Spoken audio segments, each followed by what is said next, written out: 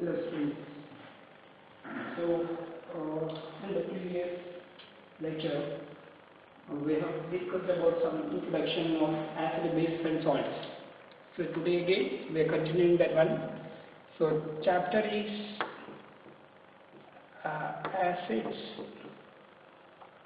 bases, and salts. So this is the topic, and we are continuing the revision here.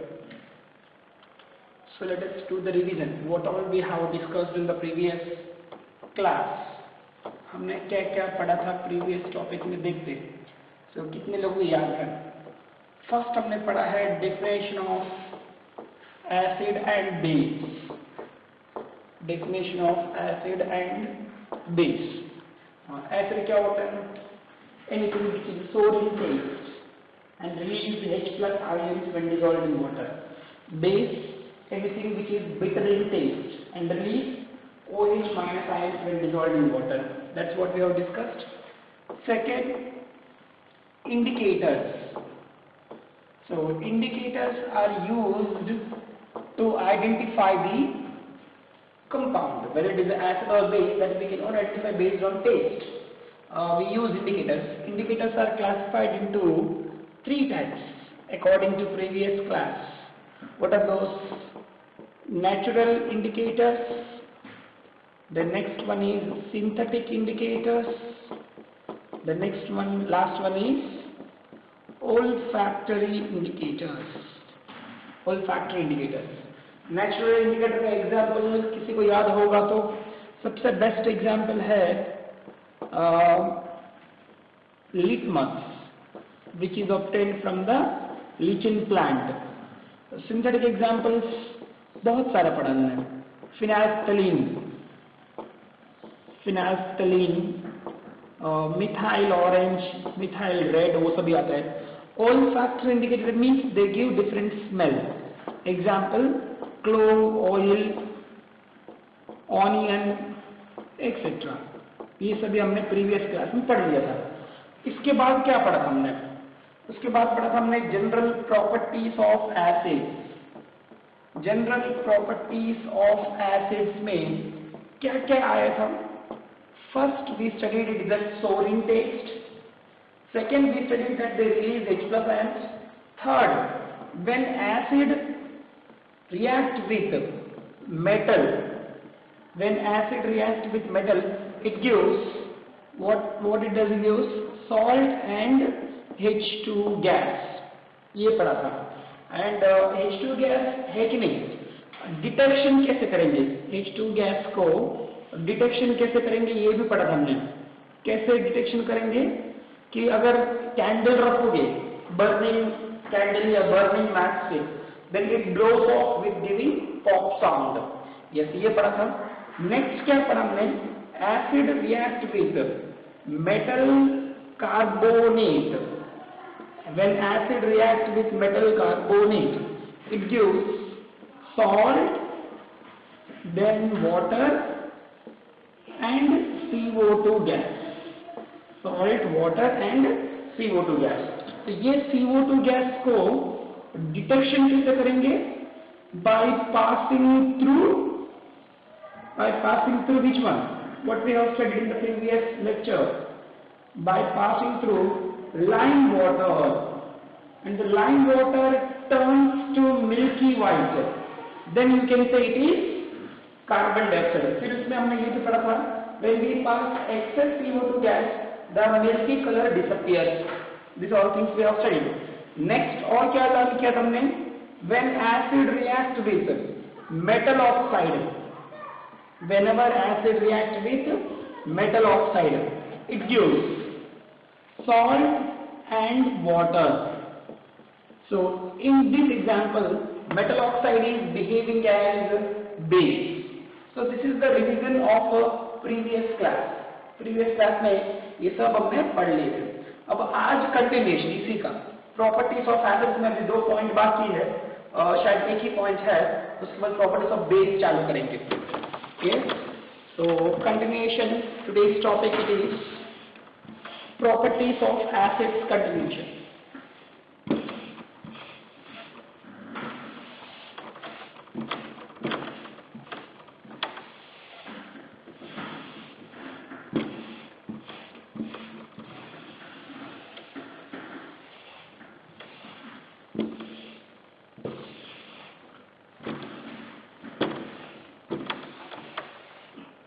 Yes.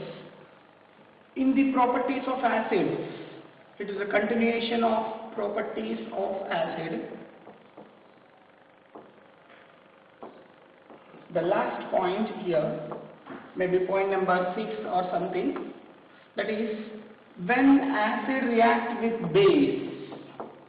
When acid reacts with base, it gives salt and water. Salt and water. This reaction is called as a neutralization reaction. It is called as neutralization reaction. So in examination they may ask you, what do you mean by neutralization reaction? So you can say, whenever acid reacts with base, it gives salt and water. So it means in the form of equation we can write acid plus base. It gives salt plus water.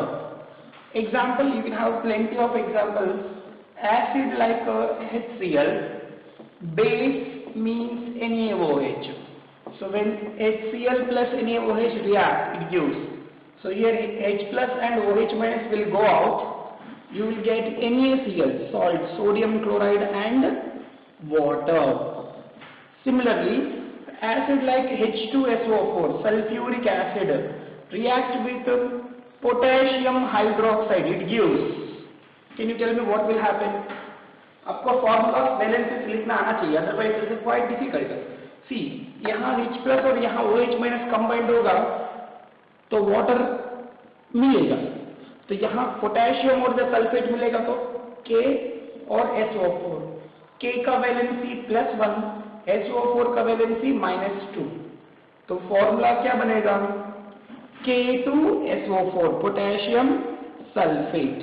तो balancing potassium इधर 2 है, इधर 2 potassium लिख दिया हमने, और यहाँ पर ऑक्सीजन 4 + 2 6, इधर 2 कर दिया. अब हाइड्रोजन देखिए, इधर 2 + 2 4, उधर 4, balanced. This is called neutralisation reaction. This is the properties of acids finished. इसके साथ हमारा प्रॉपर्टीज ऑफ एसिड कंप्लीट हो गए. अब प्रॉपर्टीज ऑफ बेस लिखेंगे. Let's note down this.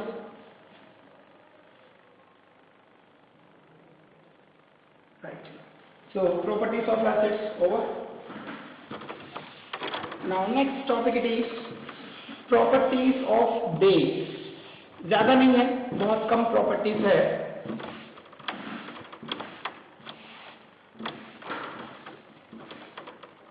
Yes, heading.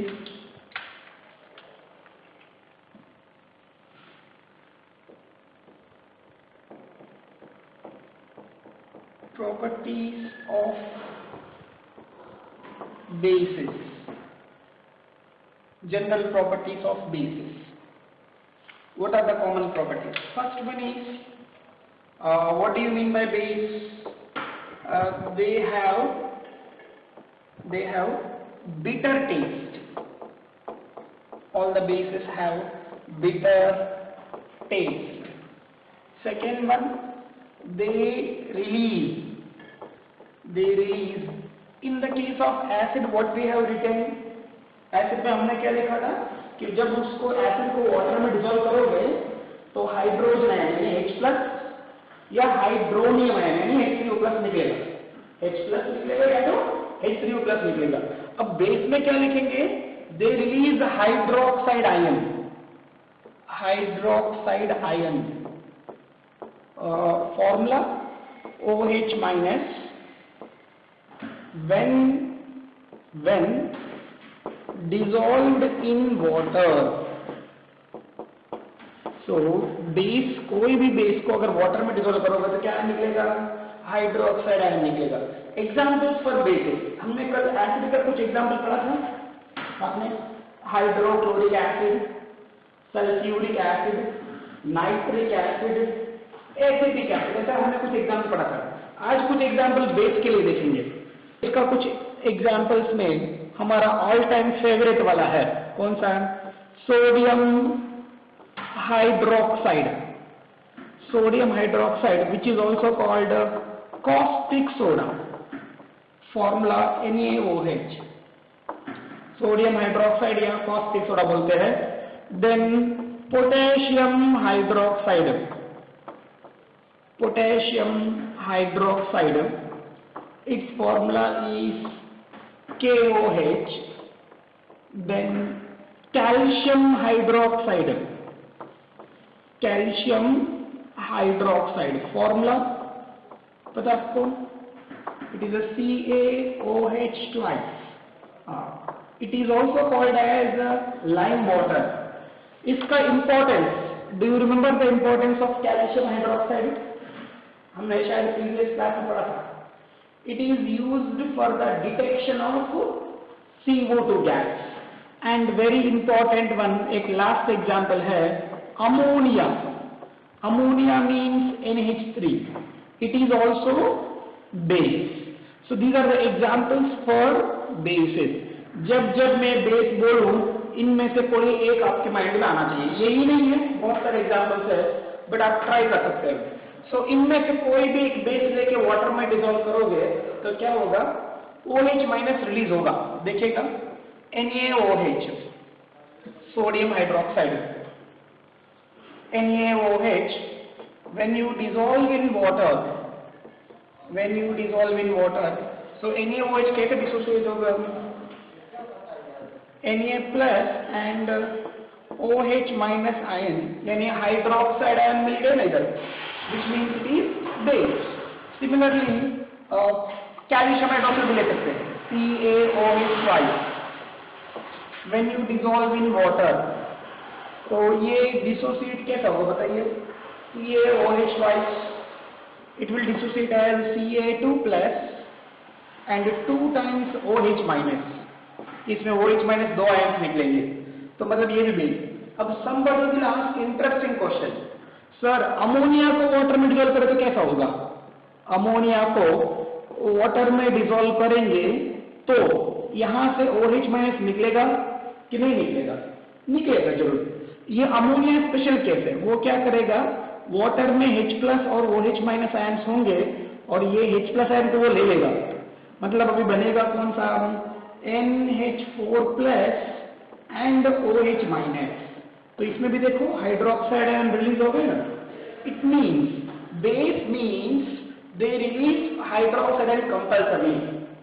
अगर OH माइनस रिलीज नहीं करेगा तो वो बेस नहीं बोला जाएगा. So it is about second point. First point, they have bitter taste. Second point, they release hydroxide ion when dissolved in water. Next third point. So अब chemical properties. Chemical properties में indicators मालूम है base को identify कैसे करते हैं? Indicators में litmus use करेंगे तो क्या होगा? लिटमस आपको ये सभी पढ़ना चाहिए, तभी रिवीजन होगा. बेस को आइडेंटिफाई करने के इंडिकेटर्स. लिटमस होगा तो कौन सा कलर देगा? लिटमस होगा तो this one, base convert red litmus into blue litmus. Phenolphthalein होगा तो फिनास्फेरिन इंडिकेट रिड्यूस कौन सा? पर्पल कलर और पिंक कलर देता है. ये सभी इंडिकेटर्स है. Fine. Now next point is when they react with water, metal. When they react with metal,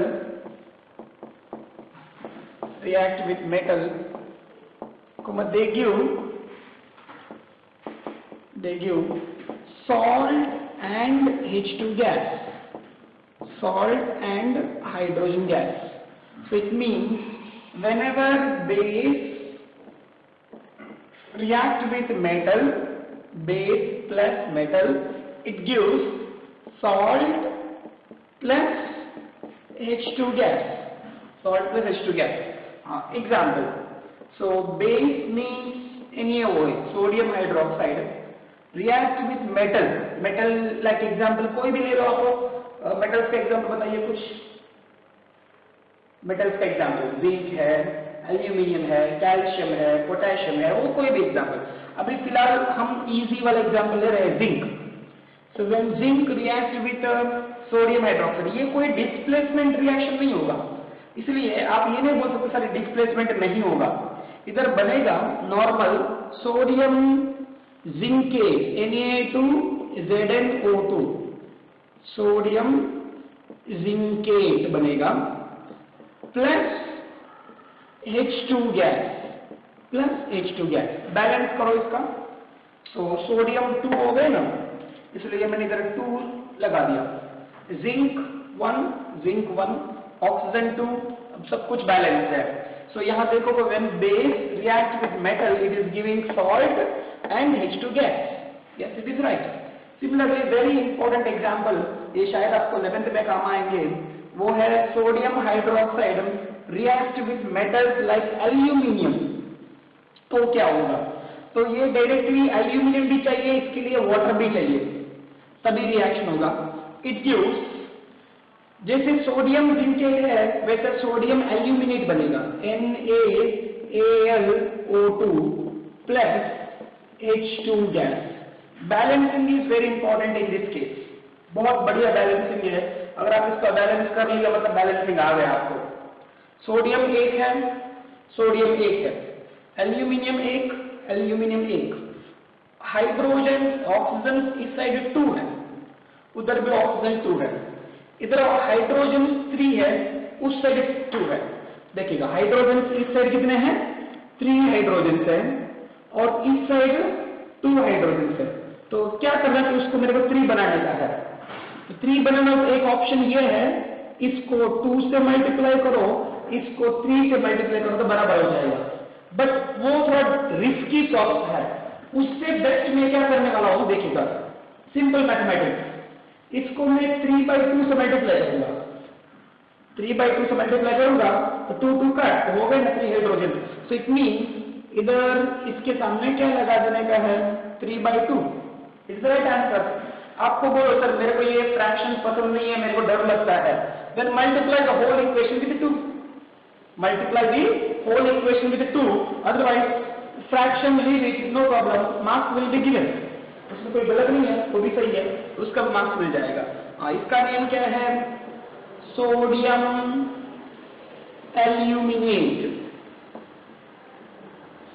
aluminate and H2 gas। Yes, in this way whenever base react with metal it gives salt and H2 gas। Done। तो 3 points हो गए और 2 point है, मैं करवा दूंगा, note करिएगा first, take the notes.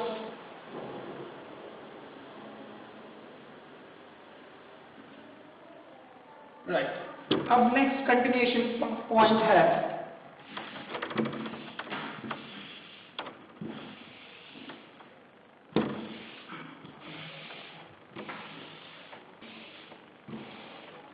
Continuation point number 4, point number 3 के बाद 4, when base react with acid, when base react with acid it gives, आपको पता है ये हमने प्रीवियस टॉपिक में पढ़ा था, एसिड रिएक्ट विथ बेस बोलो या बेस रिएक्ट विथ एसिड बोलो, दोनों पे एक ही है। So it means it gives salt and water, example। So it means first equation form लिखेंगे, base react with acid it gives salt plus water, example।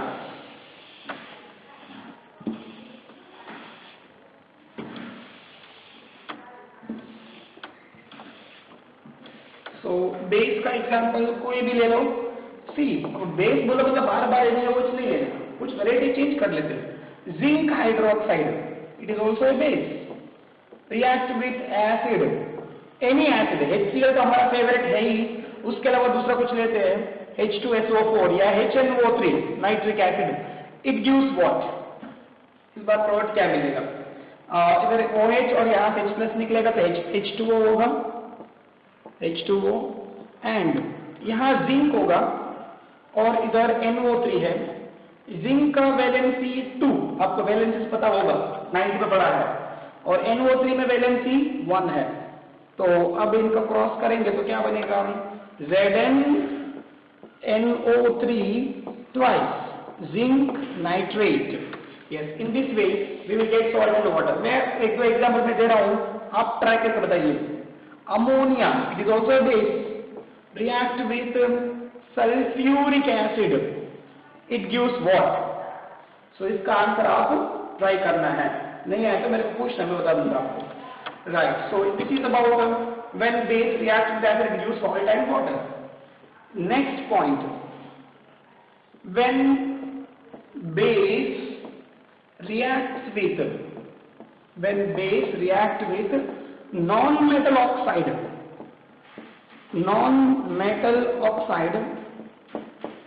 it gives salt and water। Water is not compulsory, but salt will be formed।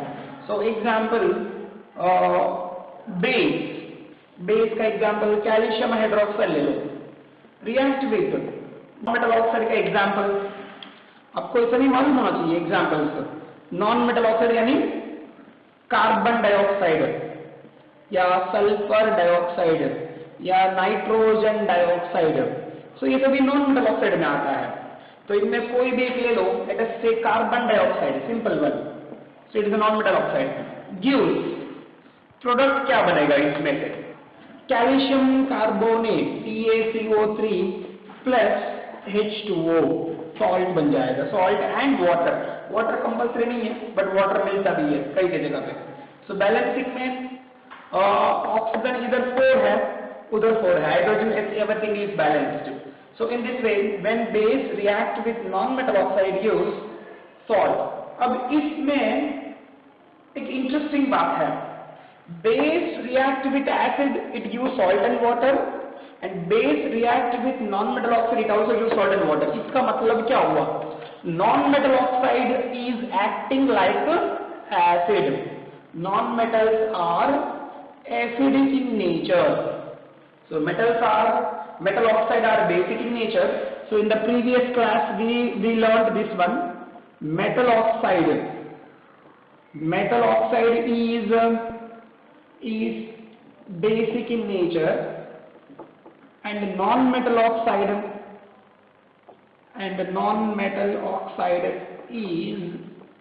is acidic in nature। अब इसके ऊपर मैं आपको एक question बताता हूं, बहुत इंटरेस्टिंग क्वेश्चन है, देखते हैं कितने लोग आंसर करेंगे। एक रिएक्शन दे रहा हूं मैं आपको, 2 रिएक्शन है, क्वेश्चन अभी Al2O3 react with HCl, it gives AlCl3 plus H2O 1।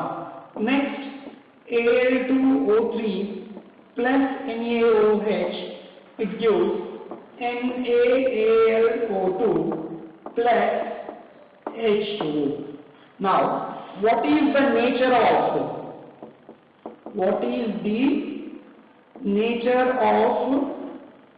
Al2O3 in equation 1 and equation 2? That is the question to you।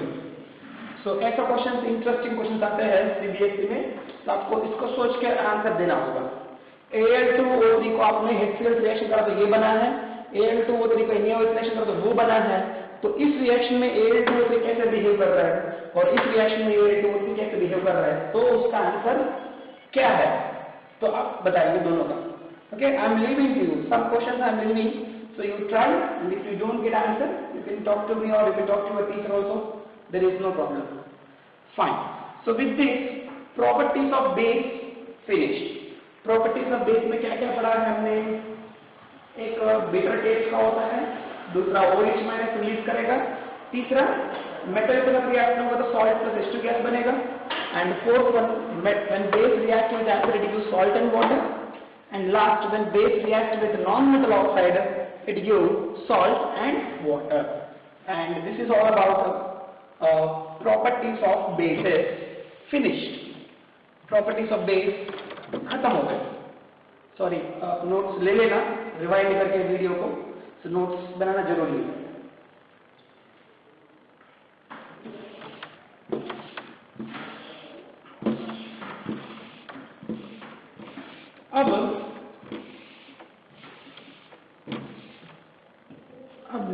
Point है properties of acid properties of base खत्म हो गए.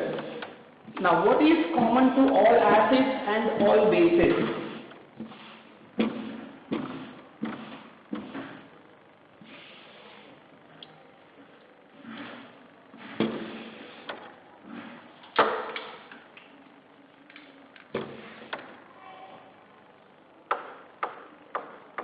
Common nature of all acids and what is the common nature of all bases?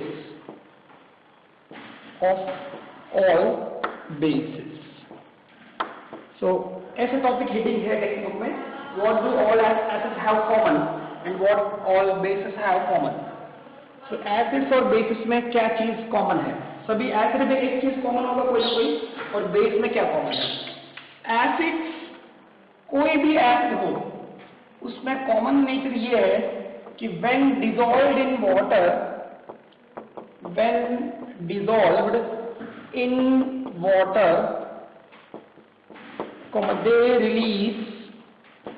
they release which one? H plus ion.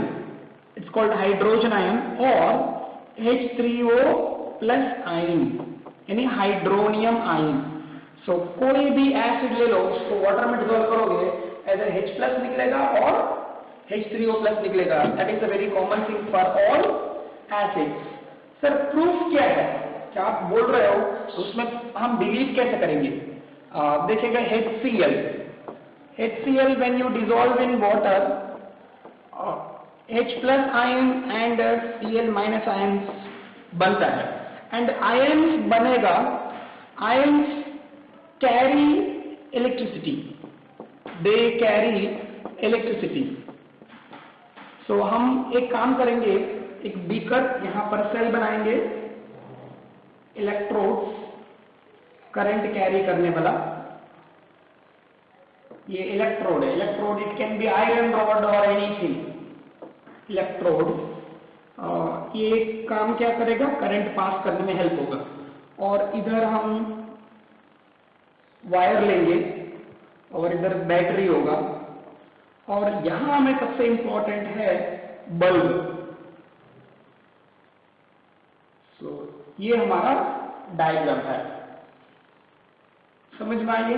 Figure text book वाला figure नहीं, मैं अपना simple figure बना रहा हूं. टेक्स्ट बुक में बहुत बड़ा कॉम्प्लिकेशन वाला है कि 2 इलेक्ट्रोड्स है और इलेक्ट्रोड के बाद यहाँ पर हमें बैटरी लगाया है, इधर करंट भी बल्ब है.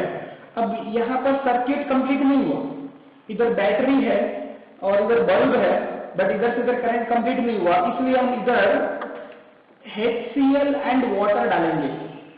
इधर क्या डालना है? HCl plus water mixture. अब प्योर HCl डालेंगे, प्योर HCl, उसमें आयन नहीं होगा, बल्ब जलेगा नहीं, बल्ब लाइट ग्लो नहीं होगा. और HCl प्लस वाटर डालेंगे तो अभी आयन्स बनेगा, H प्लस और Cl माइनस आयन, और आयन्स की वजह से करंट फ्लो होगा इधर से इधर, और करंट फ्लो होगा तो यहाँ पर बल्ब ग्लो होगा. तो उससे हमें मालूम पड़ जाएगा हाँ एसिड को हम वाटर में डिसॉल्व करने से आयन्स जनरेट होते हैं, स्पेशली विच ion? H plus ion compulsory generate होते हैं. समझ में आए? एक्सपेरिमेंट 2 बार करने का ये एक्सपेरिमेंट.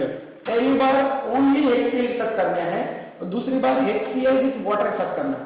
जब पहली बार ओनली HCl तो उसमें आयन्स नहीं होगा, तो आयन्स नहीं होगा तो करंट फ्लो नहीं होगा, तो यहाँ बल्ब ग्लो नहीं करेगा.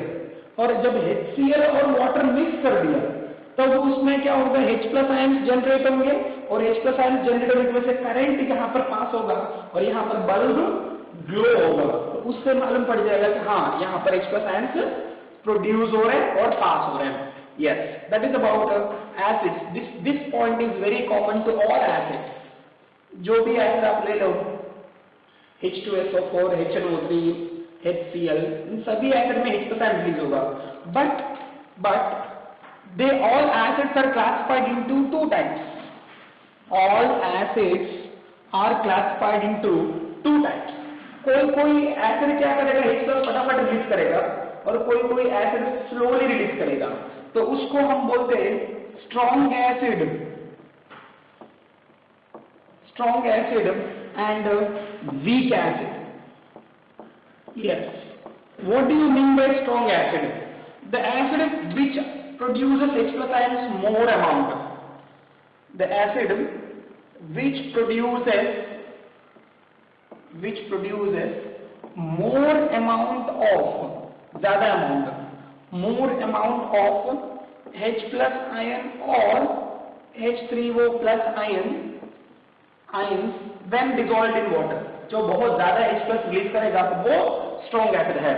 And the acid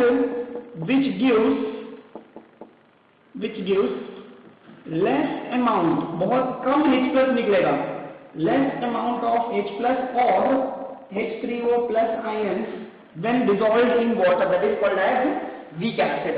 Yes, strong acid का एग्जांपल्स है जो हम पढ़ा है, hydrochloric acid, sulphuric acid, nitric acid, hydroiodic acid, ये सभी अपना स्ट्रॉन्ग एसिड कैटेगरी में आता है.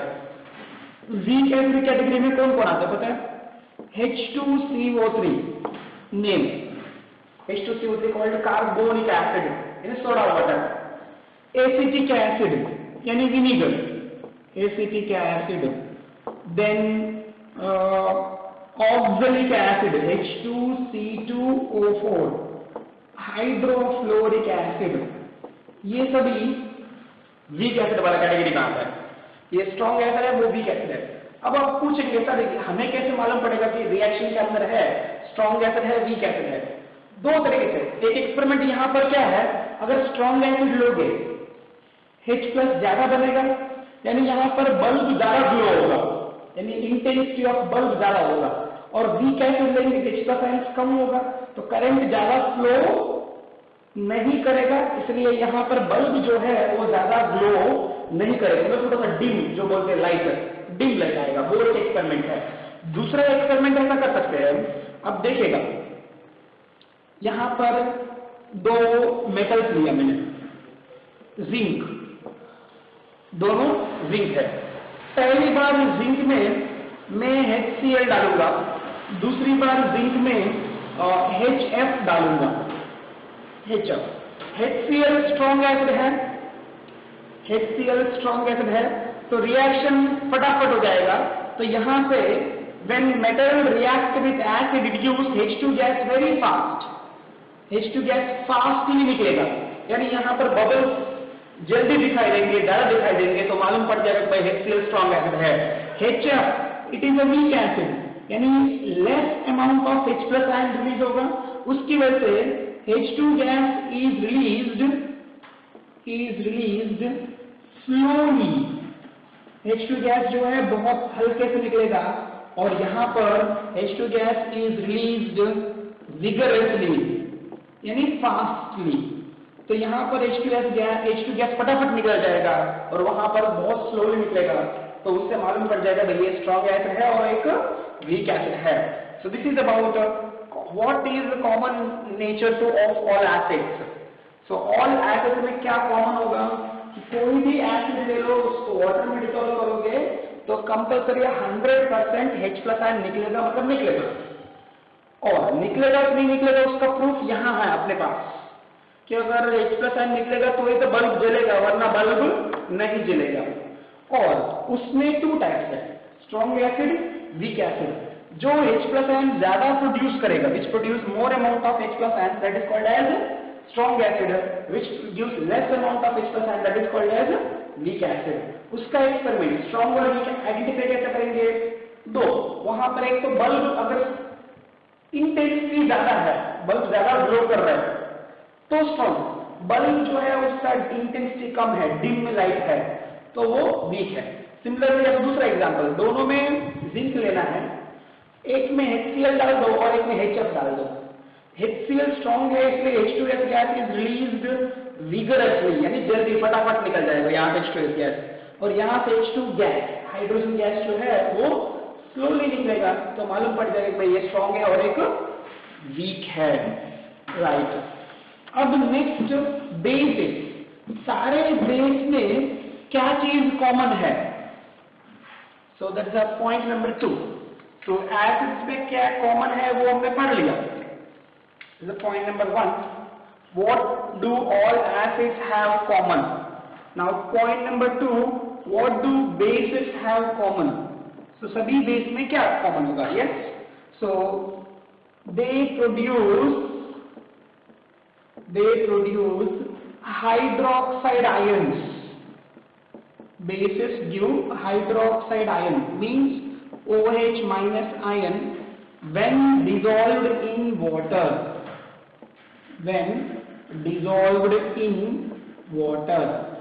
So कोई भी बेस ले लो, वाटर में डिसॉल्व करोगे, कंपल्सरी क्या निकलेगा? OH minus ions. Example NaOH हमने देखा था. NaOH when you dissolve in water, it releases Na plus and OH minus ions. यानी हाइड्रोक्साइड आयन निकल गए ना, therefore it is base. And bases are again classified into two types. Bases are classified into two types. कौन कौन सा होगा? Strong base and weak base. What do you mean by strong base and weak base? अब आप guess करके बताइए definition क्या हो सकता है. जैसे यहां पर पढ़ा था वैसे, the base which give more number of OH minus ions. OH minus यानी हाइड्रोक्साइड आयन. जो बेस ज्यादा OH minus रिलीज करेगा वो स्ट्रॉन्ग बेस है, और जो base less amount of OH minus, थोड़ा सा OH माइनस रिलीज करेगा, वो हमारा वीक बेस है. तो डेफिनेशन मैं नहीं लिख रहा हूं, आप लिखेंगे. Examples, what are strong bases? NaOH, sodium hydroxide, potassium hydroxide, calcium hydroxide, ये सभी मोस्टली स्ट्रॉन्ग बेसिस है. और वीक बेसिस कौन है? Magnesium hydroxide, aluminium hydroxide, then ammonium hydroxide या अमोनिया. अमोनियम हाइड्रोक्साइड और ammonia, they are the examples for weak bases. So ये हमारा स्ट्रॉन्ग बेस और weak base, strong acid, weak acid. So आज हमने क्या क्या पढ़ा है? एक तो प्रॉपर्टीज ऑफ एसिड्स खत्म किया, फिर प्रॉपर्टीज ऑफ बेसिस का खत्म किया, फिर एसिड्स में क्या चीज कॉमन है, बेसिस में क्या चीज कॉमन है, सभी एसिड्स में क्या कॉमन होगा, और एसिड का type, strong acid, weak acid, base का type, strong base, weak base, ये सब हमने आज खत्म किया है. अब नेक्स्ट क्या होगा? पीएच की बात करेंगे. So note down this. Notes बनाना बहुत जरूरी है, क्योंकि जब अपना खुद की नोट्स लिखते हैं तो हमें लॉन्ग टाइम तक याद रहता है. So don't follow reference books, always make your own notes.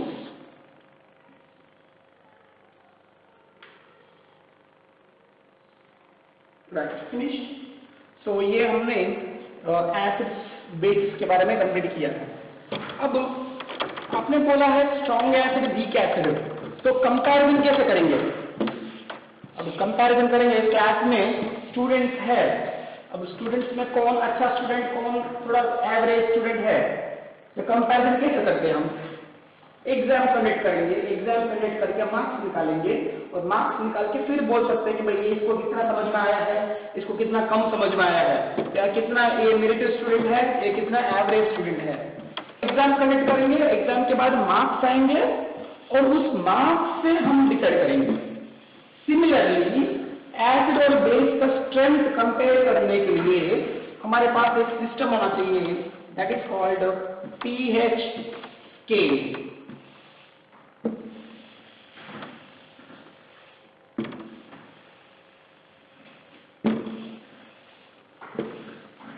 Right, so topic is now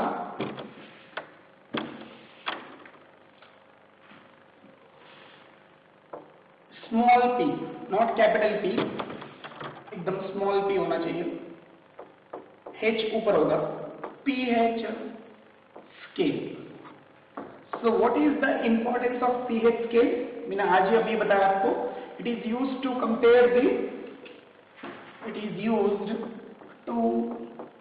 compare the strength of acid and bases, strength of acids और strength of bases, यानी कौन स्ट्रॉन्ग एसिड, कौन कितना strong acid, कौन weak acid, कौन कितना weak acid, वो compare करने में हमें pH स्केल काम आता है।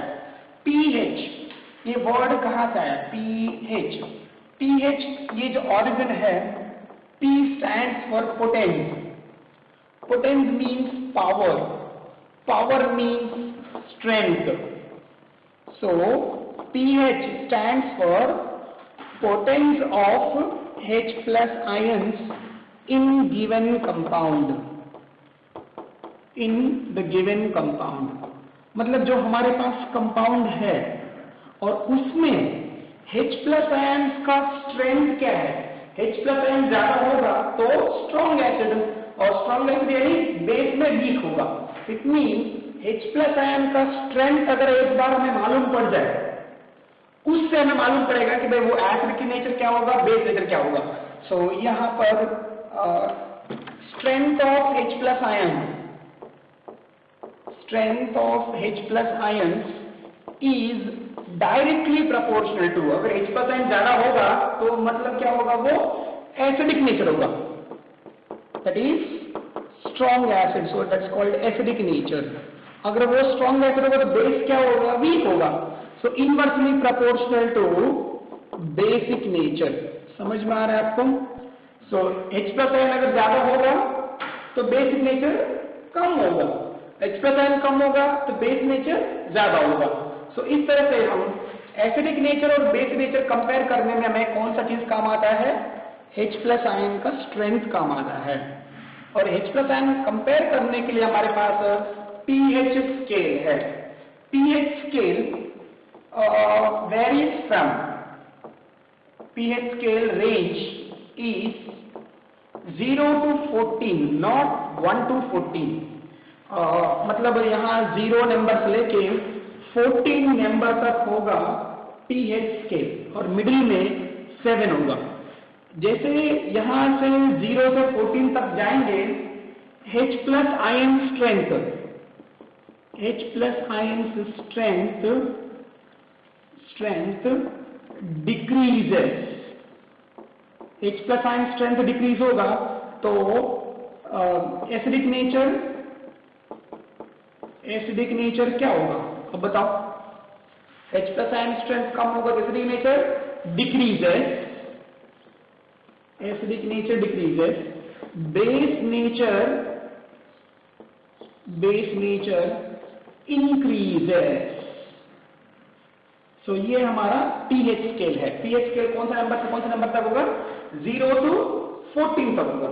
जो 0 to 7 जो है, 7 is middle point, that is called neutral point है। so इसके नीचे pH होगा। for acids the pH range is 0 to 6.9, 0 to 6.9।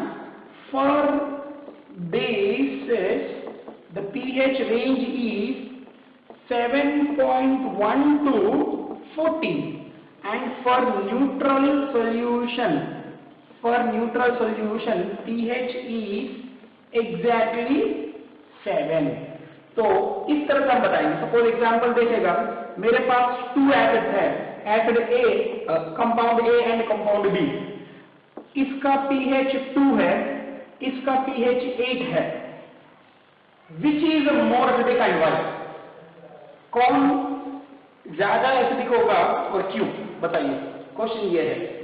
तो हमने यहां पर बताया कि एसिडिक नेचर क्या हो रहा है? डिक्रीज हो रहा है, यानी pH जो 2 होगा वो होगा मोर एसिडिक, और ये होगा हमारा लेस एसिडिक। लेस एसिडिक भी बोल सकते हैं या मोर बेसिक भी बोल सकते हैं। इस तरह से हमारे पास लिस्ट है, आप मगअप करना चाहेंगे, बाय हार्ट करना, सर मेरे को कोई लेना देना नहीं है, मेरे को समझा दो डायरेक्ट। शॉर्टकट क्या है? शॉर्टकट ये है, pH वैल्यू 0 to 6.9 है तो एसिड, 7.1 to 14 है बेस, और एग्जैक्टली 7 है तो न्यूट्रल होगा। एंड इसको pH को मेजर कैसे करते हैं? हमें pH वैल्यू कैसे मालूम पड़ेगा? pH मेजर करने का दो चीज है। pH is measured by two things. One is pH meter. pH meter नाम का इंस्ट्रूमेंट होता है, लैब में pH नाम का इंस्ट्रूमेंट होगा, वो इंस्ट्रूमेंट में लगा दो तो तुरंत वहां पर पीछे एक दिख जाएगा, डिजिटल डिस्प्ले होगा, तो भाई इसका pH 2.5 है, 2.6 है, वो सब दिख जाएगा, कोई प्रॉब्लम नहीं है, वो एक pH meter. Otherwise universal indicator करके एक आता है सॉल्यूशन, यूनिवर्सल इंडिकेटर, और इसी को दूसरा नाम है pH स्ट्रिप, pH स्ट्रिप नाम से बुलाता है। वो इंडिकेटर में क्या करने का आपको, जिसका pH फाइंड करना है वो 2-3 ड्रॉप डाल दो।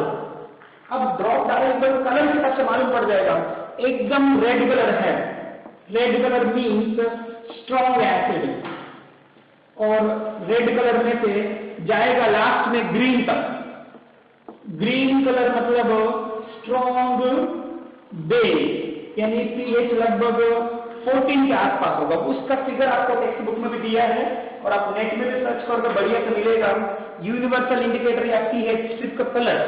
सो रेड में से ग्रीन तक, यहां से रेड होगा, उधर ग्रीन होगा लास्ट में, फिर बीच में पर्पल कलर सभी कलर आते रहेंगे। तो इस तरह से हम pH वैल्यू मेजर कर सकते हैं। अब यहां पर स्ट्रॉन्ग एसिड क्या होता है?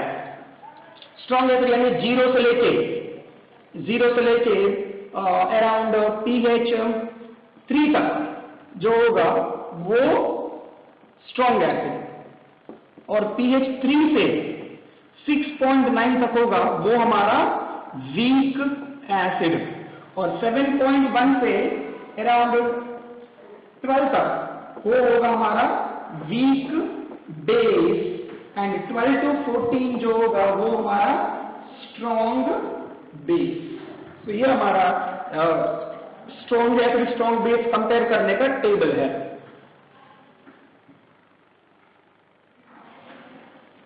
दिख रहा है? 0 to 3, 0 to 3 is strong acid, 3 to 6.9 is weak acid, 7.1 to 12, 7.1 to 12 is weak base, and 12 to 14 is strong base। ये हमारा pH स्केल है। अब pH स्केल में कुछ इंटरेस्टिंग फैक्ट्स है। पहली बात, आपको ये डाउट है सर 0 to 14 तक ही क्यों है pH स्केल, 0 to 15 क्यों नहीं, 0 to 16 क्यों नहीं, 0 to 20 क्यों नहीं, ये 14 तक ही क्यों है? क्वेश्चन नंबर 1, ये डाउट होना चाहिए आपको। उसका आंसर क्या है कि ये जो pH है 0 to 16 भी होता है, 17 भी होता है, जो आप बोल रहे हो वो सब होता है, बट हम जो कर रहे हैं this scale is applicable to biological fluids, or biological fluids have the concentration of H plus is minimum 10 power minus 14। concentration कितना होगा? मिनिमम तो मिनिमम 10 power minus 14 है। उससे कैलकुलेशन निकाल के हमने बोल दिया कि pH वैल्यू मैक्सिमम तो मैक्सिमम 14 होगा। समझ में आया? मैं एक बार फिर से रिपीट कर रहा हूँ। क्वेश्चन क्या था आपका? सर pH 0 to 14 तक ही क्यों है, 15 क्यों नहीं, 16 क्यों नहीं, 17 क्यों नहीं, वो क्वेश्चन आपका। अब उसका आंसर क्या है कि 14 के बाद भी होता है pH, ऐसा नहीं कि नहीं होता है, 15 भी होता है, 16 भी होता है, 17 भी होता है, बट 14 तक biological fluids, for all biological fluids the pH is 0 to 14। Biological fluid मतलब कौन कौन? जैसे ब्लड हो गए, सलाइवा हो गए, मिल्क हो गए, टमाटो जूस हो गए, लेमन जूस हो गए, गैस्ट्रिक जूस हो गए, डाइटरी एसिड हो गए, ये सभी बायोलॉजिकल फ्लूइड्स है, और उनके क्या concentration of H plus ion minimum to minimum 10 power minus 14 होगा, मतलब उससे कम नहीं होगा। तो इसलिए H प्लस आयन डिक्रीज होते होते होते कहां तक डिक्रीज होगा? 14 तक ही जाएगा। समझ में आया आपको? Point number 1। Number 2, sir acid का pH 0 to 7 ही क्यों है, कि मिडिल पॉइंट ऐसा नहीं है, उसका साइंटिफिक रीजन है, थोड़ा कॉलेज लेवल में समझ में आएगा, 11th 12th में समझ में आएगा, तब देखा जाएंगे। बट कुछ एसिड्स होते हैं जिसका pH 7 के नजदीक होता है, मतलब 6.99, इसलिए 6.9 ही नहीं बोल सकते, 6.99 भी बोल सकते हैं। तो ये हमारा एसिड एंड बेसिस के बारे में इंफॉर्मेशन है, pH स्केल। अब importance, what is the importance of pH scale, that will see. So notes बना दीजिए, नोट्स बहुत काम का चीज है।